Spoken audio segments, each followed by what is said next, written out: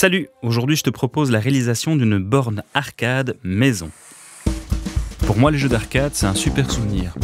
Et donc l'idée de reconstruire une borne de toutes pièces s'est imposée à moi et je me suis dit ça va être terrible, je vais pouvoir retrouver mes anciennes sensations. La première étape de cette réalisation, c'est la conception d'un plan en 2 dimensions. Ce plan va permettre les futures découpes, va permettre les futurs calculs et en même temps va être nécessaire pour savoir ce dont on va avoir besoin comme matériel. Un exemple évident du besoin de rigueur lors de la conception du plan, c'est par exemple l'intégration d'un écran dans une borne. Un écran CRT ou un écran TFT, ça n'a pas la même profondeur et on pourra avoir des blagues. Avant de passer à la réalisation en grandeur nature, je t'invite à un petit travail de modélisme. Alors ce petit travail a pour but de vérifier d'une part tes calculs, voir si tout est juste. D'autre part, ça permet de vérifier que les pièces s'imbriquent les unes dans les autres. En même temps, au fur et à mesure que tu vas construire le modèle que tu vas utiliser, tu peux numéroter les pièces, voir comment elles vont tomber et éventuellement faire des modifications s'il y avait une erreur ou l'autre. Tu peux retrouver le plan sur la rubrique téléchargement de notre site, lejeuxcontinue.be. Attention que c'est un plan prévu pour un écran TFT. Maintenant qu'on a bien préparé notre affaire, on peut passer à la réalisation. Donc, point de vue matériaux, on va avoir besoin de MDF, de différentes lattes, de la visserie, du PVC, de la peinture, et évidemment de l'outillage. Ça, c'est impératif. Tu peux aller voir ton magasin de bricolage préféré pour effectuer une partie des découpes et en même temps, eux peuvent te prêter ou te louer une camionnette sans que ce soit trop cher. Pour le reste, 2 planches de MDF vont être nécessaires à la création des 2 côtés. Il faudra faire très attention aux découpes, à savoir ces 2 planches de MDF, on va utiliser le restant des planches pour faire des parties intermédiaires. Afin d'accueillir l'ensemble de nos découpes, nous allons créer une base qui va accueillir les 2 sides et la partie arrière.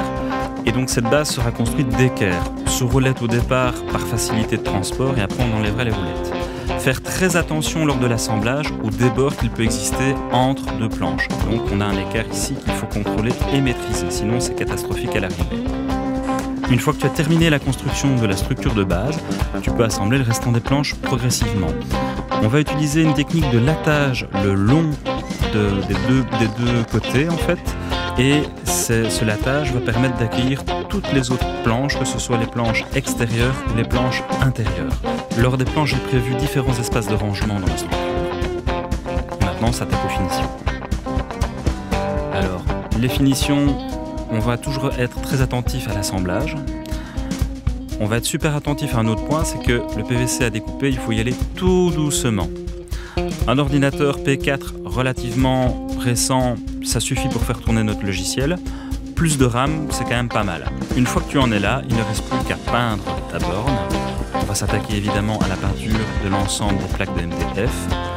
On va également bricoler le son en démontant de haut-parleurs et en peignant la partie plastique.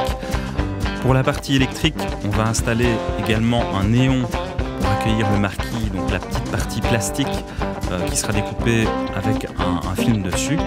Et ne pas oublier l'alimentation de l'ordinateur. On va lancer le PC pour voir à quoi ça ressemble. Voici mon beau tiroir avec mon écran qui est juste ici. Et je lance le logiciel MAM. MAM est un multi-émulateur d'arcade. On va lancer la démo de Metal Slug.